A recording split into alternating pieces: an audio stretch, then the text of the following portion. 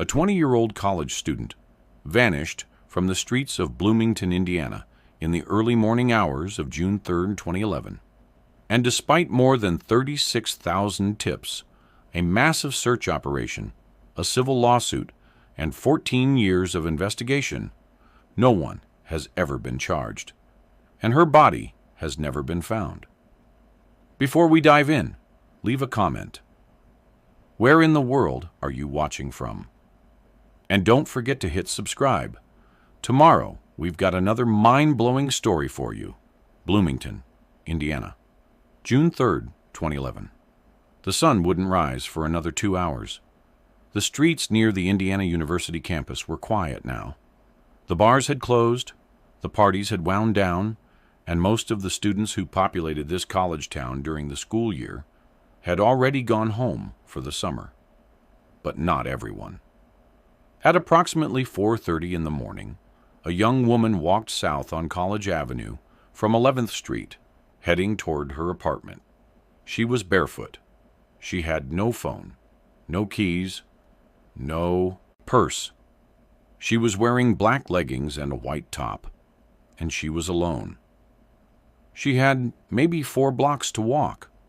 Her apartment building was just ahead, a place she'd called home for the past 2 years, a place where her roommate was likely already asleep, a place where she could finally close her eyes after a long night of drinking and partying with friends. She never made it. Lauren Elizabeth Spierer disappeared somewhere in those 4 blocks, in the quiet darkness before dawn, in a college town that was supposed to be safe. And in the 14 years since that morning, no one has been able to explain what happened to her. Her body has never been found. No one has ever been arrested. And the people who were with her in the hours before she vanished have built walls of silence around themselves that have proven impenetrable. This is the story of Lauren Spierer, a young woman who seemingly vanished into thin air, the desperate search that followed, and the haunting questions that remain unanswered more than a decade later. Lauren Elizabeth Spierer was born on January 17, 1991, to Robert and Charlene Spierer in Scarsdale, New York. If you know anything about Westchester County, you know that Scarsdale is one of the wealthiest communities in America.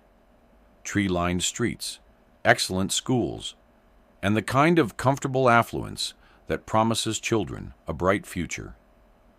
Lauren grew up in this environment alongside her older sister Rebecca. Her father Robert was an accountant.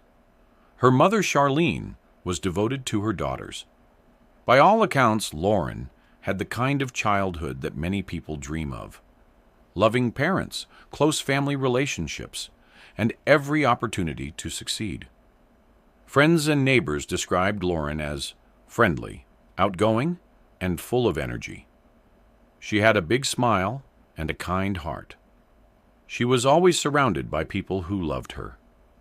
She attended Edgemont High School, where she was known for her warm personality and her passion for fashion. When it came time for college, Lauren set her sights on Indiana University in Bloomington.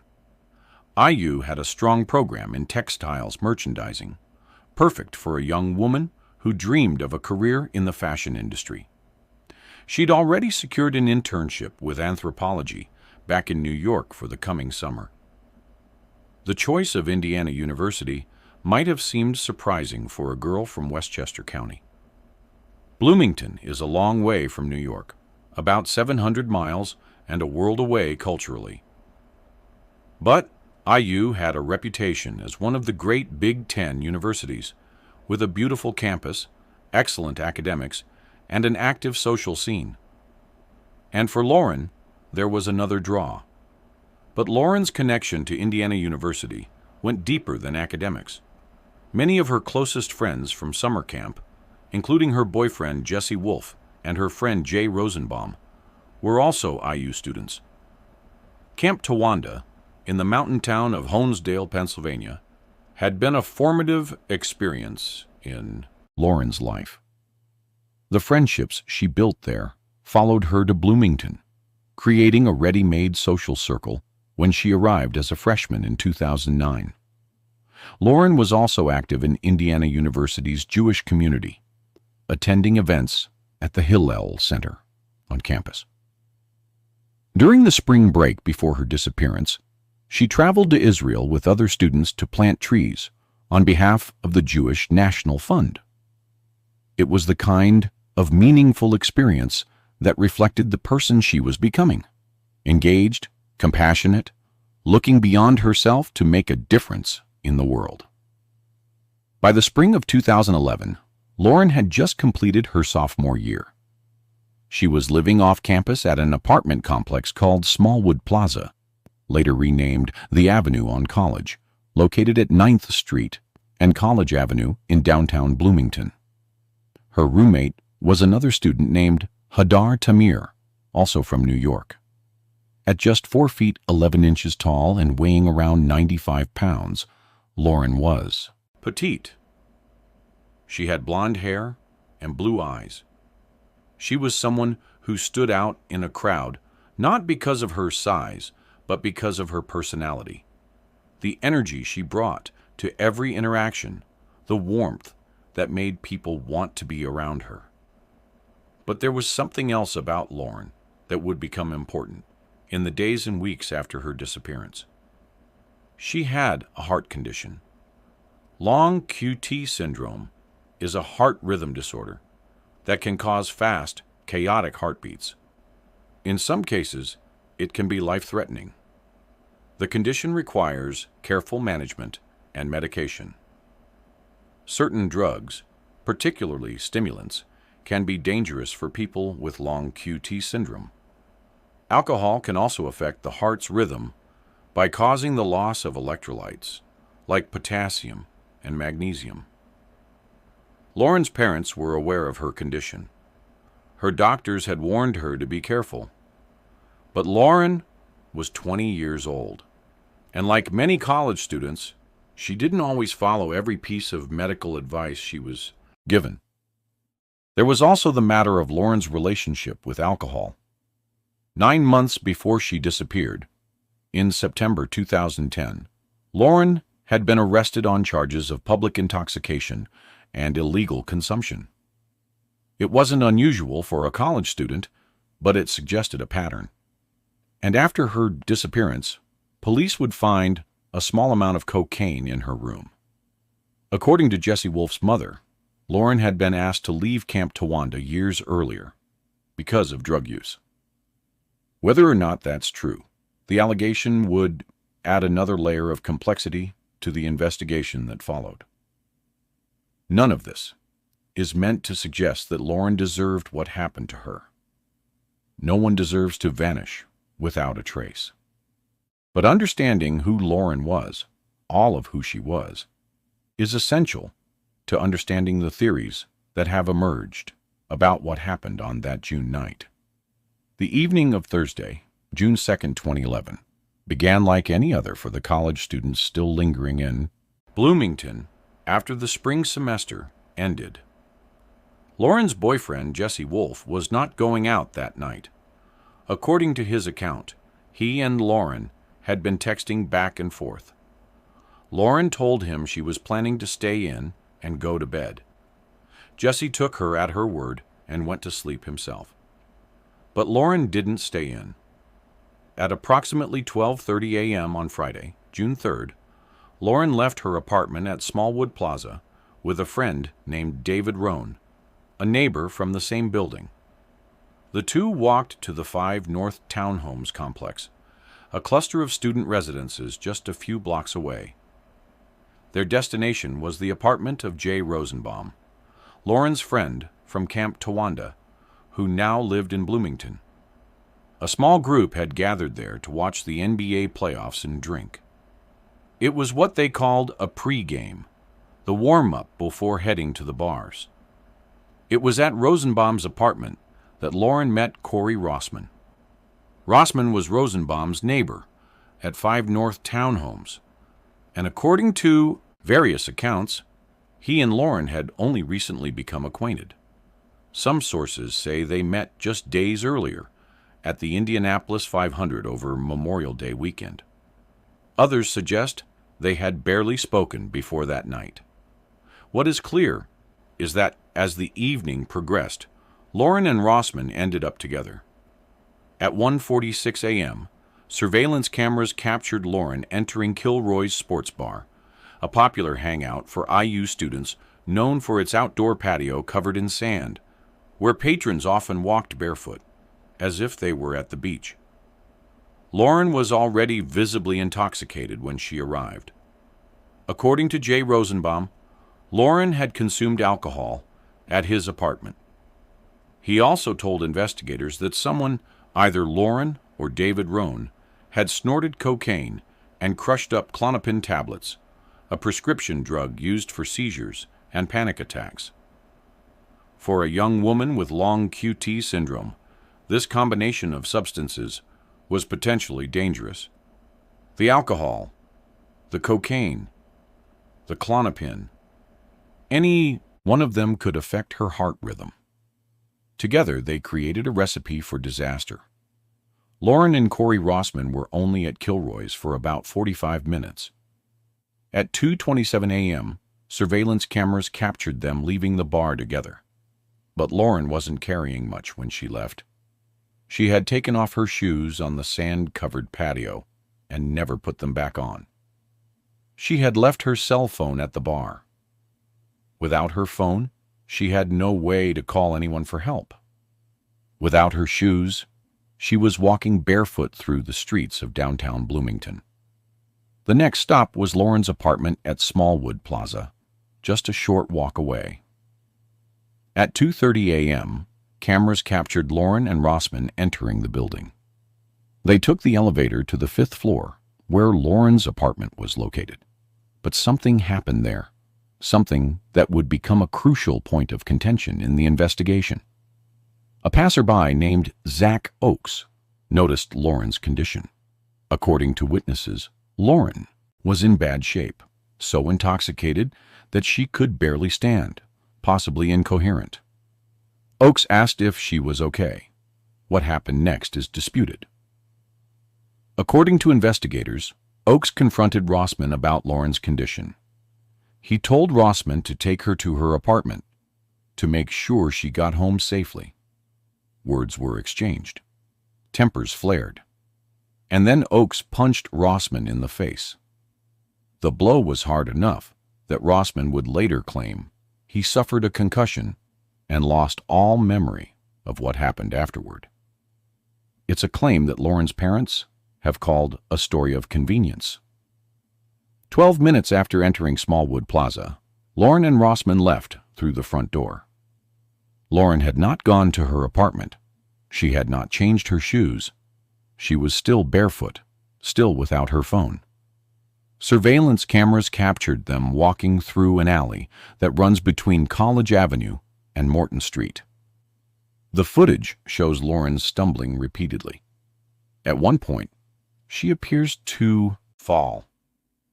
Rossman is seen helping her up, even lifting her over his shoulder at one point to carry her. Her keys and purse were later found along this route. At approximately 3 a.m., Lauren and Rossman arrived at his apartment at 5 North Townhomes. Rossman's roommate, Michael Beth, was there. He had been up late working on papers for class. According to Beth's account to investigators, both Lauren and Rossman were extremely intoxicated. Rossman was unsteady on his feet. As they made their way upstairs, Rossman vomited on the carpet. Beth helped Rossman to his bedroom and put him to bed. But what about Lauren? Beth says he tried to convince Lauren to stay, to sleep on the couch and go home in the morning. He recognized that she was in no condition to walk anywhere by herself. But Lauren refused. She wanted to keep partying. She wanted to go back to her apartment. She was insistent. At 3:30 a.m., Beth called his neighbor, Jay Rosenbaum, and asked him to take care of Lauren. was the same Rosenbaum whose apartment Lauren had visited earlier that evening. The same friend from Camp Towanda who should have been looking out for her. Lauren made her way 2 doors down to Rosenbaum's apartment. When Rosenbaum saw her, he noticed a large bruise under her eye, presumably from one of her falls earlier in the evening. He asked her about it, but Lauren said she didn't know how she got it. At approximately 4:15 a.m., 2 phone calls were placed from Rosenbaum's phone. According to investigators, Lauren made both calls, one to David Rohn and one to another friend. Neither call was answered. Think about that for a moment. Lauren was using someone else's phone to call her friends because she had left her own phone at the bar hours earlier. She was alone in an apartment with a man she'd known for barely a week. She was injured, intoxicated, and vulnerable, and no one picked up. Rosenbaum would later tell investigators that he tried to convince Lauren to sleep on his couch. It was almost dawn. She was in no condition to walk anywhere. But again, Lauren refused. At approximately 4:30 a.m., Lauren left Rosenbaum's apartment. According to Rosenbaum's account, he watched from his balcony as Lauren walked down the sidewalk toward the intersection of 11th Street and College Avenue. She turned south on College, in the direction of her apartment at Smallwood Plaza. And then she was gone. Rosenbaum would later say he thought he saw a dark, shadowy figure intersect with Lauren as she reached the corner, but he wasn't sure. He wasn't positive. The lighting was dim. His memory was hazy. He claims he called out to her, "Text me when you get home." But Lauren had no phone. How could she text him? It was the last time anyone reported seeing Lauren Spierer alive. The alarm wasn't raised for another 12 hours. Jesse Wolfe, Lauren's boyfriend, tried to reach her on Friday morning. When his texts went unanswered, he contacted the bar where she'd been the night before. An employee replied. They had Lauren's phone. Wolfe knew immediately that something was wrong. Lauren would never have left without her phone. He contacted her friends. He contacted her parents. And at some point on Friday afternoon, he reported Lauren missing to the Bloomington Police Department. Robert and Charlene Spierer got the call every parent dreads. Their daughter was missing. No one knew where she was. No one had seen her since the early morning hours. They left New York immediately and arrived in Bloomington the next day. What they found was chaos. The story of Lauren's disappearance began to spread across social media with a speed that was still relatively new in 2011. Twitter was only 5 years old. Facebook was just hitting its stride. But the power of social media to amplify a missing persons case was becoming apparent. A Twitter account was created to share news and coordinate search efforts. Within days, it had 20,000 followers. Celebrities like Kim Kardashian and Anderson Cooper tweeted with the hashtag #DoskerFindLauren. The story was picked up by national news networks. Suddenly, a missing college student in a small Indiana town was front-page news across the country. The media coverage was intense, and in some ways, it was double-edged. On one hand, it brought unprecedented attention to Lauren's case. Tips flooded in from across the country. Volunteers arrived from neighboring states to join the search. On the other hand, the spotlight was unforgiving. Every detail of Lauren's life was examined. Her drinking, her drug use, her public intoxication arrest from the year before, the cocaine found in her room. Some commentators suggested that Lauren had brought this on herself, that her lifestyle had made her a target. It was the kind of victim blaming that too often accompanies cases like this, as if a young woman's bad decisions somehow justify her disappearance. The Spierers had to navigate this Add 2. Minefield. While also searching for their daughter, they had to answer questions about Lauren's behavior, while also pleading for information. They had to defend their daughter, while also acknowledging that she wasn't perfect. No parent should have to do that. No parent should have to explain why their missing child still deserves to be found. Hundreds of volunteers joined the search. They walked through fields and forests, along roadways, and through neighborhoods.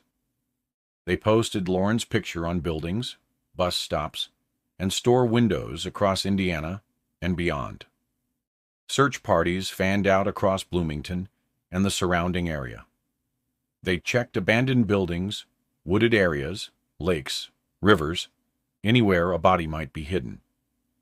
They looked for any sign of Lauren, her clothing, her belongings, any evidence of what might have happened.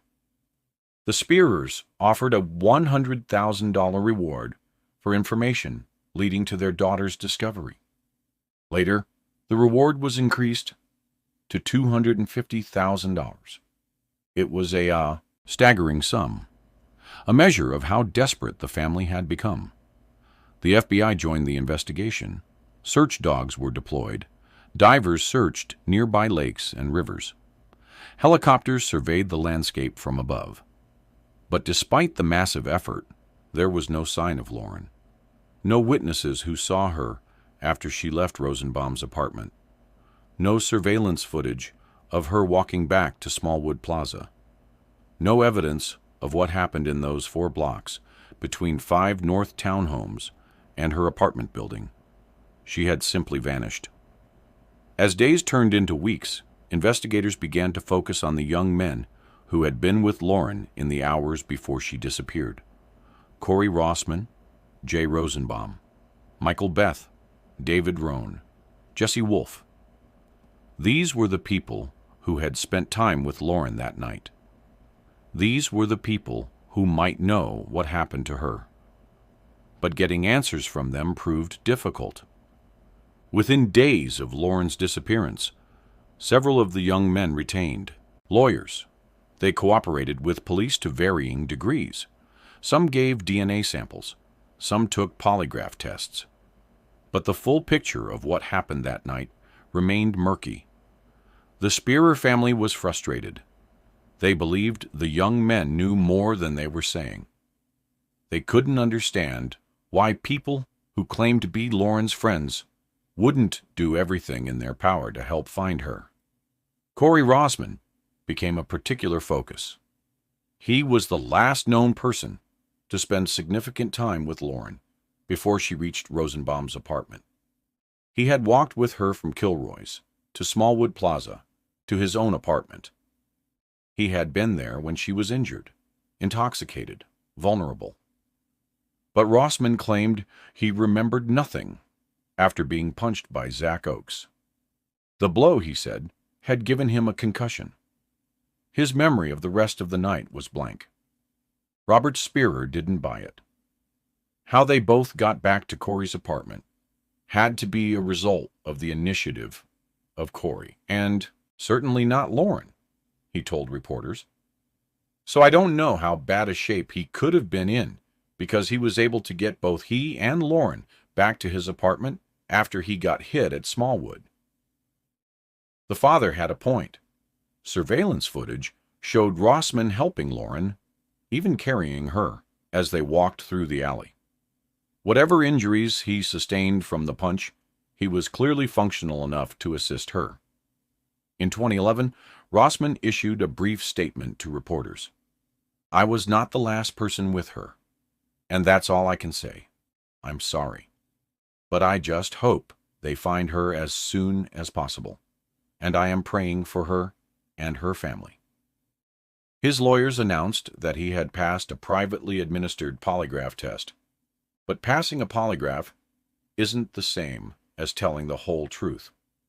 And Rossman's refusal to speak further, his retreat behind a wall of attorneys, left many questions unanswered. Jay Rosenbaum was in a different position. He was the last known person to see Lauren alive. By his own account, he watched her walk away from his apartment at 4:30 a.m. He saw her turn the corner at 11th and College. He may have seen a shadowy figure approach her. Why didn't he walk her home? She was barefoot. She had no phone. She was clearly intoxicated. She had a bruise under her eye. She was his friend, someone he'd known since childhood, since those summers at Camp Towanda. Why did he let her walk those 4 blocks alone in the darkness before dawn? Rosenbaum also retained lawyers. He also cooperated to some extent with investigators. But like Rossman, he built walls around himself that prevented anyone from getting the full story. Michael Beth's role was smaller, but still significant. He was the one who put Rossman to bed. He was the one who tried to convince Lauren to stay. He was the one who called Rosenbaum and asked him to take care of her. In some ways, Beth seems to be the only one who tried to do the right thing that night. He recognized Lauren was in danger.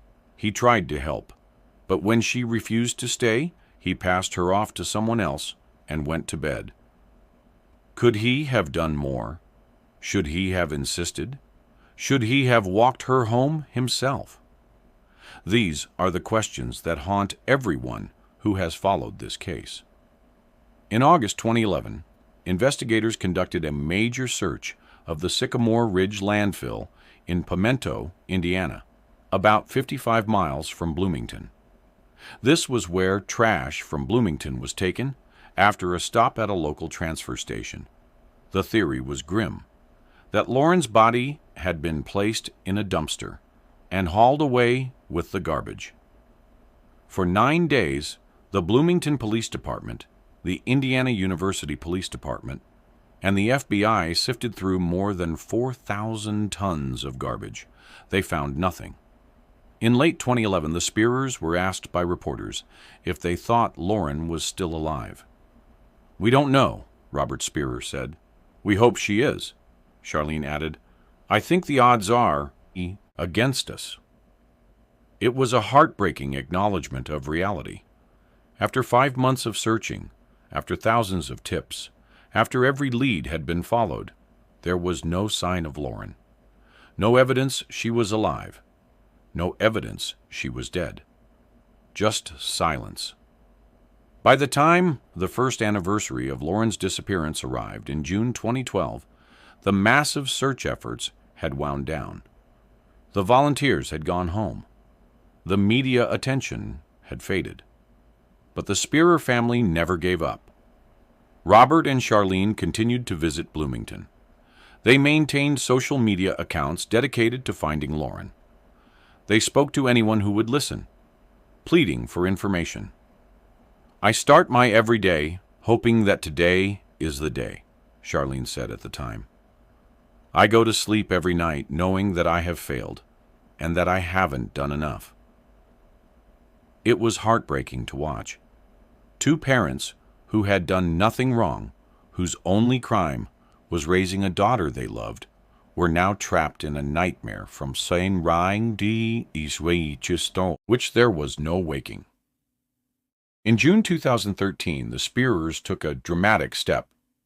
They filed a civil lawsuit against Corey Rossman, Jay Rosenbaum, and Michael Beth.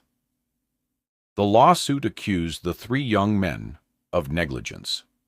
It alleged that they had supplied Lauren with alcohol when she was already visibly intoxicated. It alleged that they had failed to ensure she got home safely. And it alleged that their actions, or inaction, had led to her disappearance and presumed death. The family stated publicly that they hoped the lawsuit would force the defendants to reveal more information about what happened that night. "I truly don't think it was a random abduction," Charlene Spierer told reporters. "I think that somebody that Lauren knew was responsible for the events of that evening." As part of the lawsuit, the Spierers subpoenaed cell phone and academic records spanning 134 days before and after Lauren's disappearance. The defendants' lawyers called it a fishing expedition. The legal battle was contentious. In December 2013, a federal judge dismissed the claims against Michael Beth, finding that he had no legal duty of care toward Lauren. In October 2014, Judge Tanya Walton Pratt dismissed the remaining claims against Rossman and Rosenbaum. Her ruling was devastating for the family. There could be any number of theories as to what happened to Lauren and what, if any, injuries she may have sustained. Without evidence to prove these theories, it would be impossible for a jury to determine if whatever happened to Spierer was a natural and probable consequence of her intoxication, without any other intervening acts that would break the causal chain. In other words, without knowing what actually happened to Lauren, the court couldn't hold anyone responsible. The Spierers appealed, but in 2015, a federal appeals court upheld the dismissal. The lawsuit had failed, and still there were no answers. The failure of the civil case was particularly painful for the Spierers because it had been their last realistic hope of forcing the young men to testify under oath. In a criminal case, defendants can invoke the Fifth Amendment and refuse to answer questions. But in a civil case, they would have been required to provide depositions, to answer questions about what they knew, what they saw, what happened that night.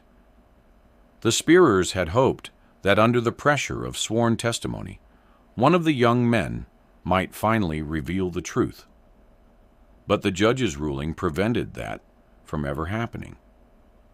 Meanwhile, the investigation continued, slowly, methodically, without the urgency of those first frantic weeks. Police continued to follow up on tips. They continued to interview witnesses. They continued to search for any piece of evidence that might explain what happened to Lauren. But, with each passing month, the odds of finding answers grew slimmer. Memories faded. People moved away. The trail grew colder. For the Spierers, the waiting was agonizing. They couldn't grieve properly because there was no body to bury, no funeral to hold, no grave to visit. They couldn't move on because moving on would feel like abandoning their daughter. They were trapped in a kind of purgatory, unable to accept that Lauren was dead, unable to believe that she might still be alive. The incessant state of not knowing is exhausting, the family would later write. Knowing that there is not a single piece of evidence is exhausting. Knowing that Lauren's case hinges on hearsay is exhausting. But they never stopped fighting. They maintained the FindLauren.com website, updating it regularly with news about the investigation and pleas for information. They stayed active on social media, posting messages on anniversaries and holidays, reminding the world that their daughter was still missing. They hired private investigators when the police investigation seemed to stall. They spoke to reporters whenever anyone would listen. They traveled back to Bloomington again and again, walking the streets where Lauren had last been seen, looking for answers that never came. The search became their life. Finding Lauren became their purpose. Without it, they would have been consumed by grief. As the years passed without a resolution, various theories emerged about what might have happened to Lauren Spierer. The first and perhaps most obvious theory is that she was abducted by a stranger. According to this scenario, Lauren left Rosenbaum's apartment and began walking toward her home. Somewhere in those 4 blocks, she encountered someone, a predator, cruising the streets in the early morning hours, looking for a vulnerable target. And Lauren was certainly vulnerable. At 4 feet 11 inches and barely 95 pounds, she was tiny. She was barefoot. She was severely intoxicated. She had no phone to call for help. She was alone. The streets of downtown Bloomington would have been nearly deserted at 4:30 in the morning. Most of the bars had closed hours earlier. Most students had gone home for the summer. There would have been few witnesses, few people to notice if someone pulled up in a vehicle and grabbed a young woman off the street. A former FBI agent involved in the case described her as a very vulnerable individual and an easy target for someone looking to commit that type of crime. The abduction scenario is chilling because of how quickly it could have happened. 10 seconds, maybe less. A car door opens, hands reach out, and Lauren disappears without a sound. Private investigator Mike Chiravolo, who was hired by the Spierer family in September 2011, considered this possibility seriously. Could an opportunist have come by and taken a 95, 100-pound little 5-foot girl who had a few drinks and taken her off the street? He asked rhetorically. That could have taken 10 seconds. Chiravolo brought unique credentials to the investigation. He was a former NYPD detective who had led the Zodiac Killer Task Force in the 1990s. He was the senior investigator at the New York-based firm Bo Dietl and Associates, one of the most prestigious private investigation firms in the country. When he arrived in Bloomington 3 months after Lauren's disappearance, he found a frustrating situation. Many of the students who might have witnessed something had already left for the summer. Memories were fading, and the local police, in his view, had been too slow to act. June to September is an eternity when you have this type of case, Chiravolo said. The earlier you can get involved, the better. He also found the young men who had been with Lauren that night to be uncooperative. Those boys up there have not been very cooperative, Chiravolo said. They lawyered up quickly, put up the legal veil. Supporting this theory was a white truck that appeared on surveillance footage in the area around the time Lauren disappeared. Police released images of the vehicle and asked for the public's help in identifying it, but the lead never went anywhere. In January 2016, the FBI and local police investigated a property in Martinsville, Indiana, about 20 miles north of Bloomington. The property was connected to a man named Justin Wagers, who had previously been arrested for exposing himself to women and girls. Investigators searched the property with cadaver dogs. The dogs indicated potential evidence, hits that suggested human remains might be present. Anthropologists were brought in to dig and sift through the soil. They found nothing. Wagers was never charged in connection with Lauren's disappearance. He later served prison time on the indecent exposure cases, but his possible link to Lauren remains unproven. The second major theory involves a different kind of stranger, a serial predator. In April 2015, almost 4 years after Lauren vanished, another Indiana University student went missing. Her name was Hannah Wilson. Like Lauren, Hannah had been out drinking with friends. Like Lauren, her night had included a stop at Kilroy's sports bar. Like Lauren, she was too intoxicated to take care of herself. Her friends recognized that she was in no condition to enter the bar. They made a decision that seemed responsible at the time. They put her in a taxi and paid the fare to get her home safely. But Hannah never made it home. She was last seen getting into the cab at around 1:30 in the morning. By the next day, her body had been found in a desolate field in Brown County, about 20 miles from Bloomington. She had been bludgeoned to death with a flashlight. The violence of the attack was horrific. Hannah had fought back. There were defensive wounds, signs of a struggle. But in the end, she was no match for her attacker. Police arrested a local man named Daniel Messel within hours. The evidence against him was overwhelming. His cell phone was found at her feet. He had dropped it during the attack, and never retrieved it. His car contained blood splatter on the driver's side, along with strands of Hannah's black hair on the console. He had claw marks on his forearms, defensive wounds from his victim's desperate attempts to fight him off. When investigators arrived at his home, Messel had a garbage bag full of bloody clothes. He told police he had nothing to say about the case.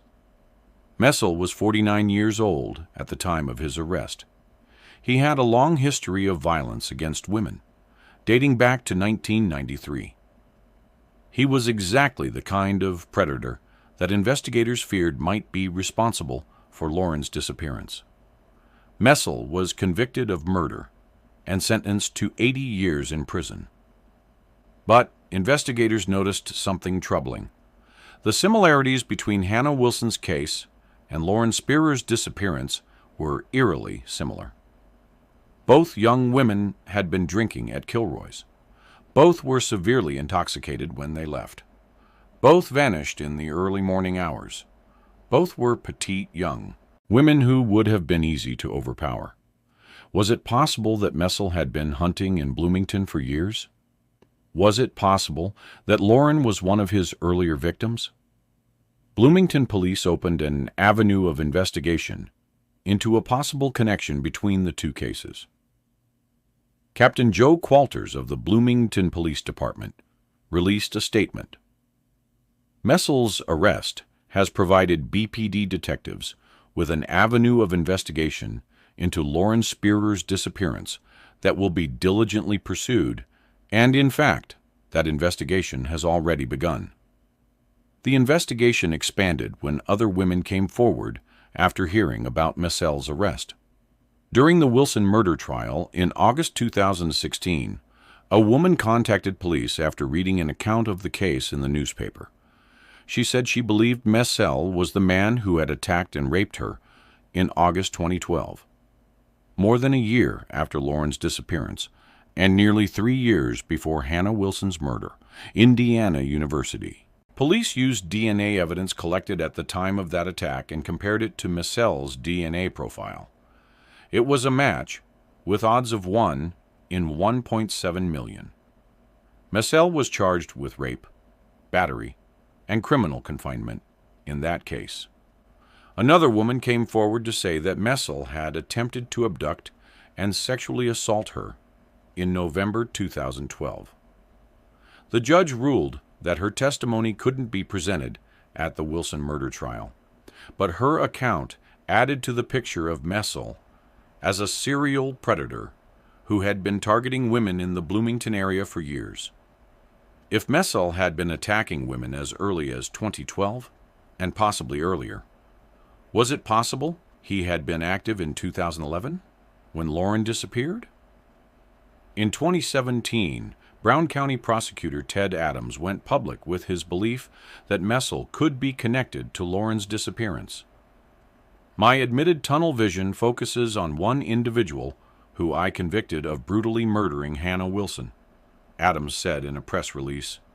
The individual is Daniel Messel, a convicted murderer who demonstrated, in my opinion, a pattern, a signature known as a modus operandi. Adams wasn't alone in his suspicions. Hannah Wilson's mother and Charlene Spierer grew close, bonded by tragedy. Both believed Messel might be responsible for Lauren's disappearance. But there was a problem.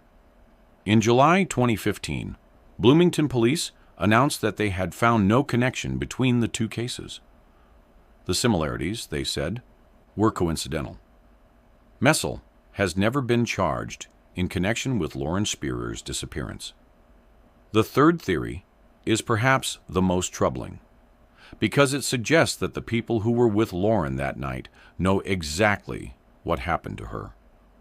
According to this scenario, Lauren died not at the hands of a stranger, but as a result of her own intoxication, possibly a drug overdose, and the people present panicked and disposed of her body to avoid criminal charges. The theory gained traction in 2016 when a tip led investigators to a man named Corey Hamersley. Hamersley was once a star student and athlete at Indiana University. But he got deep into the drug scene in Bloomington. 1 year after Lauren's disappearance, he had a meltdown while high on drugs. He walked out of his apartment wearing nothing but a hat, took a firearm, and started shooting into a house. He then opened fire on police. He was sentenced to 24 years in prison. While behind bars, another inmate alleged that Hammersley had made a startling confession. According to the inmate, who spoke to ABC News on condition of anonymity, he was playing cards with Hammersley when Lauren's photo appeared on a television mounted to the wall. Immediately, Corey looks up at the TV and says, "Man, I knew the guys that did that," the inmate recalled. He said Hammersley then told him the story of how Lauren died. They were drinking and doing ecstasy. She OD'd. It scared them. They didn't know what to do with her, and they took her down to the Ohio River and got rid of her, disposed of her body. Former FBI agent Brad Garrett, who was hired by the Spierer family as a private investigator, took the theory seriously. "Because the idea is very simple," Garrett said. "One of the mistakes in most criminal cases is we, investigators, try to make them too complicated. And many times, at the end of the day, they end up being quite simple. The simplest is, she died at a party in Bloomington, and somebody got rid of her." The theory made a certain grim sense. Lauren had a heart condition that could be exacerbated by alcohol and stimulants. She had consumed both that night. An overdose, or a heart attack triggered by the drugs in her system, was medically plausible. And if she died at a party surrounded by people who had supplied her with drugs, those people would have a powerful motive to make her body disappear. They could face charges for providing controlled substances. They could be held responsible for her death. But when investigators confronted Hammersley, he denied everything. "Absolutely not," he said when asked if he helped move Lauren's body. "I've never met this person before in my life." When asked if he would contact investigators if he remembered or heard anything useful, Hammersley's response was telling. "Honestly, probably not. I do not want to be associated with this at all." Garrett believed Hammersley was lying. But without more evidence, the theory remained just that, a theory. The fourth theory focuses on the young men who were with Lauren that night, particularly Corey Rossman.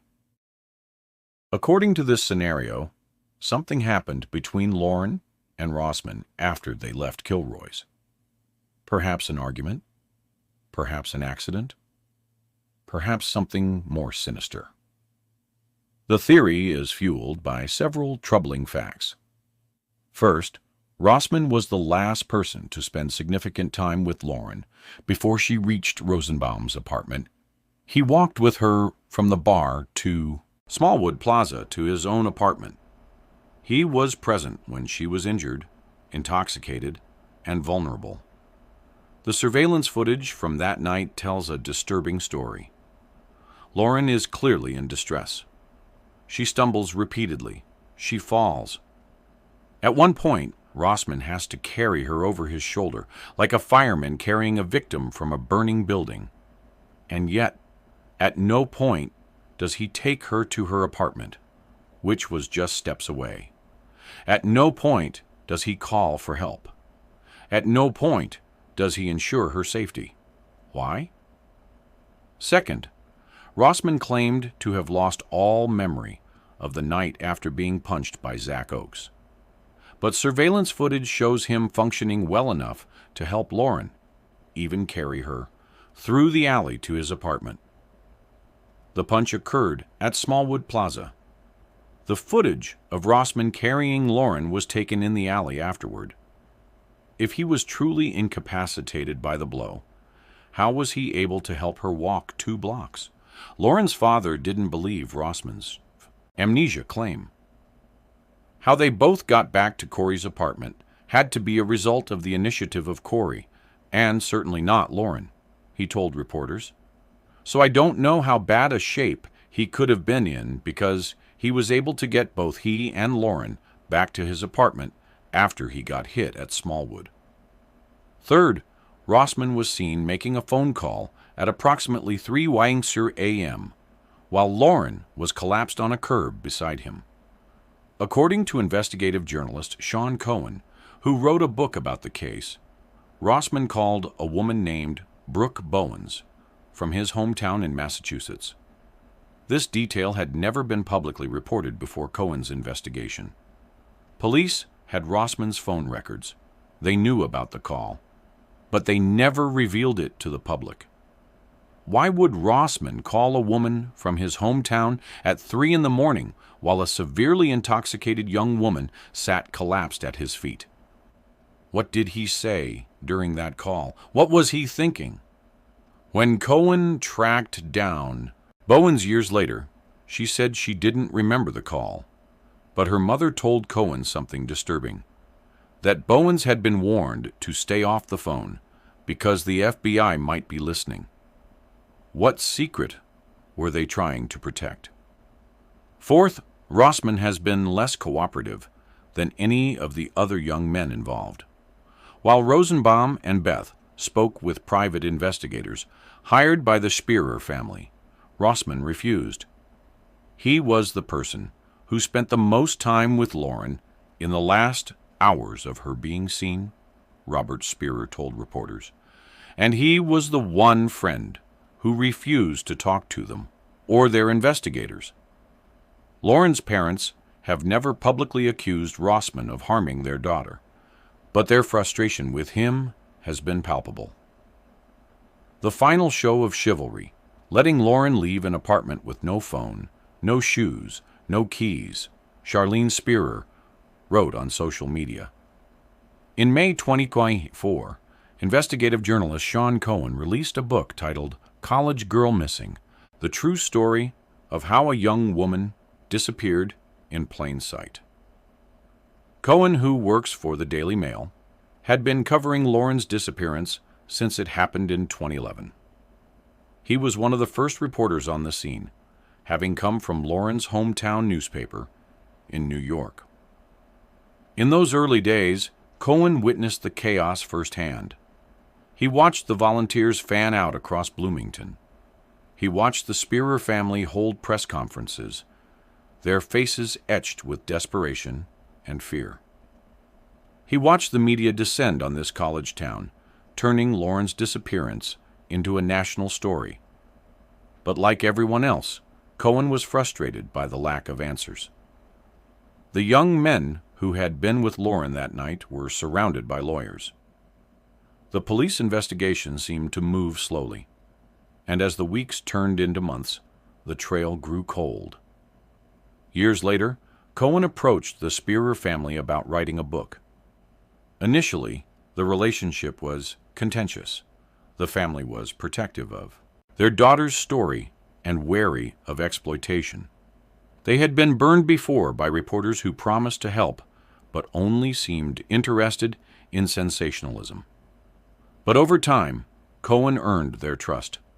He was persistent but respectful. He was genuinely committed to finding answers, not just selling books. And eventually, the family made a decision that would change the investigation. They gave Cohen access to everything, all the files from the private investigators they had hired, thousands of pages of documents, interview transcripts, phone records, evidence that had never been made public.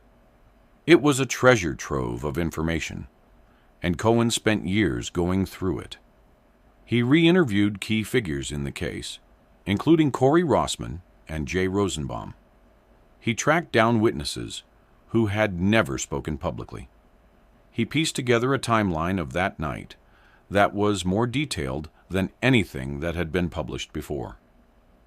One of his most significant findings was the 3:09 a.m. phone call that Rossman made to Brooke Bowens while Lauren was collapsed on the curb beside him. Surveillance footage captured Rossman standing there, phone in hand, while a severely intoxicated young woman sat helpless at his feet. Cohen flew to Massachusetts to interview Bowens. She claimed not to remember the call, but her mother's warning about staying off the phone suggested that someone, Rossman perhaps, or his lawyers, had told her not to talk. The phone call raised uncomfortable questions. What was so urgent that Rossman needed to call someone at 3 a.m? What did he tell her? And why would she need to be warned about FBI surveillance unless there was something to hide? Cohen's book also raises questions about the initial police investigation. He argues that Bloomington police were too slow to respond, too deferential to the young men involved, too willing to accept their explanations at face value. They didn't really go at the boys, didn't interrogate the boys, Cohen told reporters. 13 years later, there's still not a shred of evidence that she ever made it out of those townhouses alive. It's a damning assessment. If Cohen is right, crucial evidence may have been lost in those critical first hours, evidence that could have led to answers. The police, for their part, have defended their investigation. They note that they received and followed up on more than 36,000 tips. They note that they executed numerous search warrants. They note that the investigation remains active, even after all these years. But the fact remains: no one has ever been charged. No one has ever been arrested. And Lauren Spierer is still missing. Cohen's book became a bestseller, bringing renewed attention to the case. The Spierer family endorsed it, expressing hope that it might generate new leads.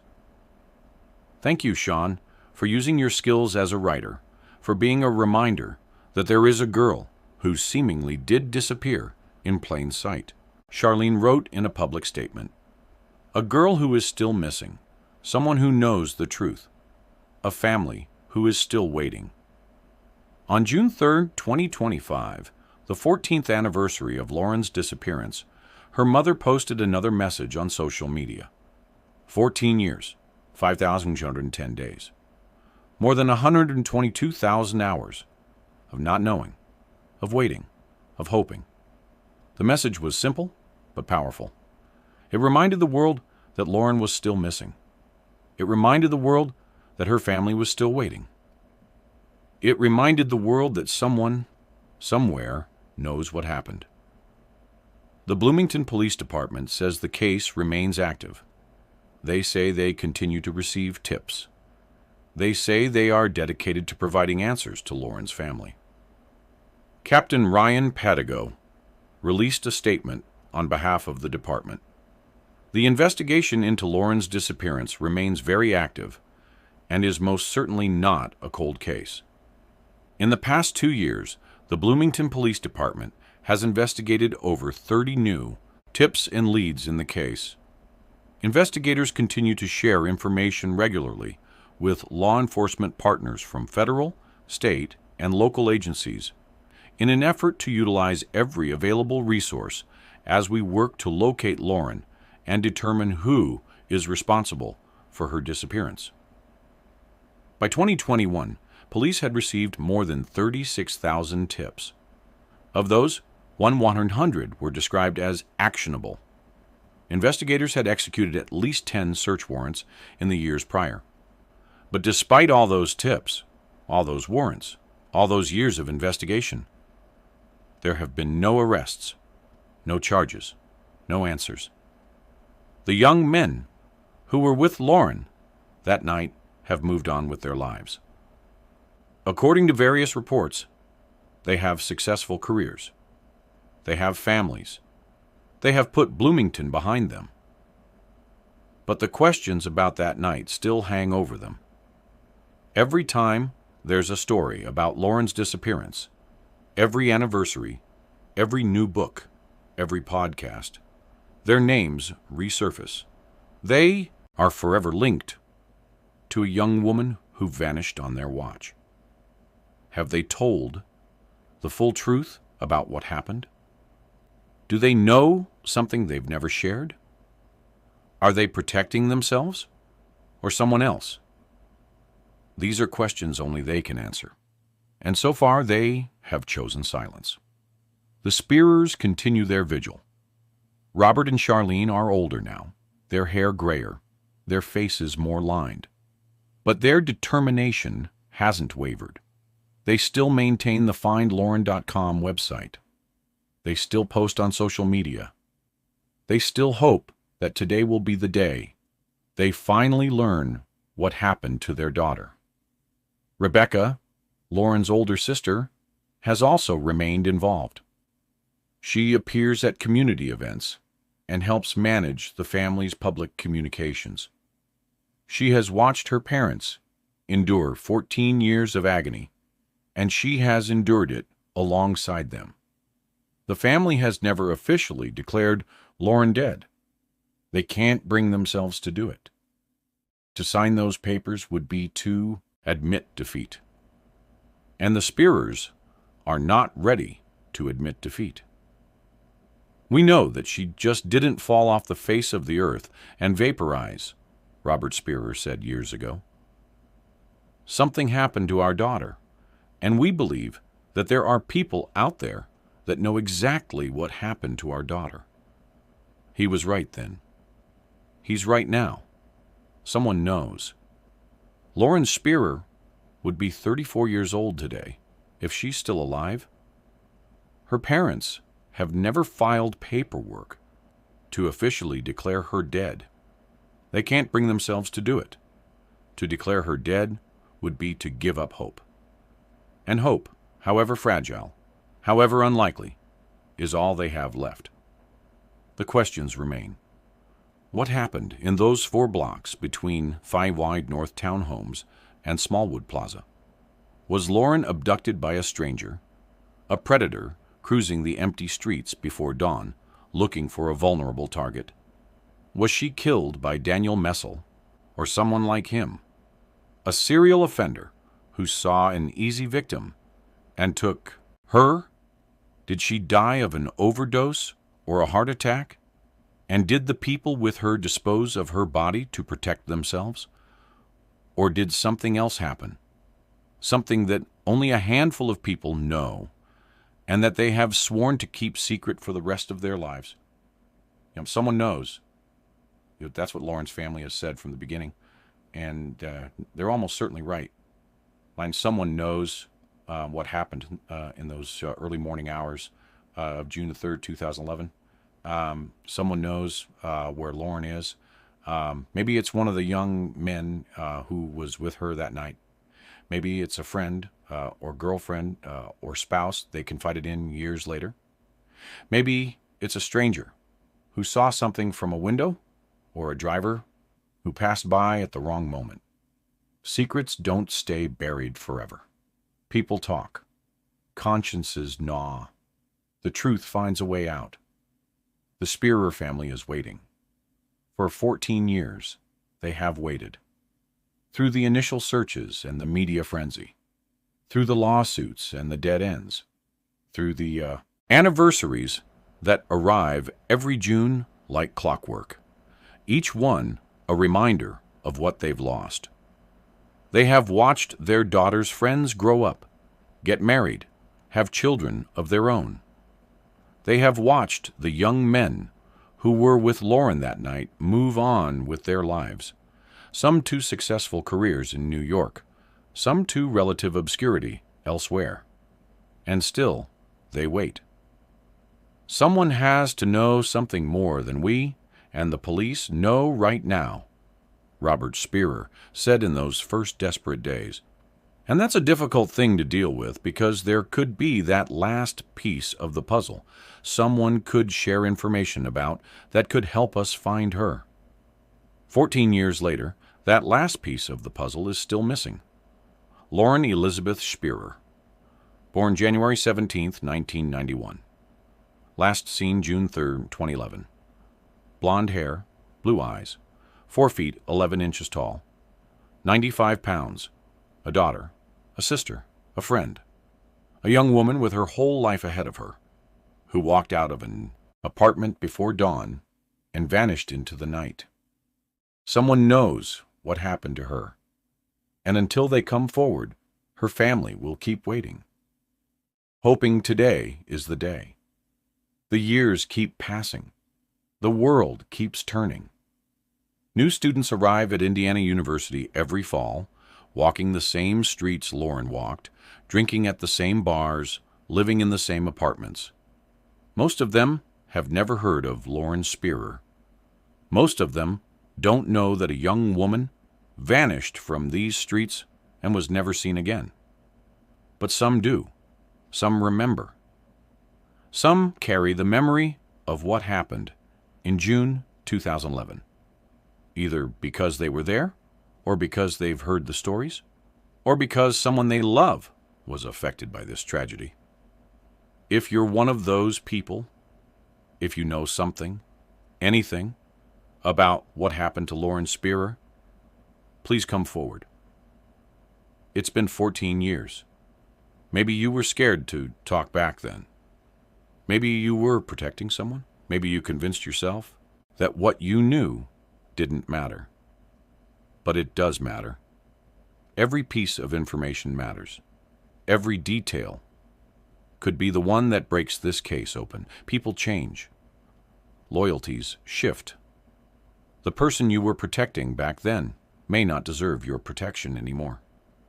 The secrets you were keeping may not be worth keeping.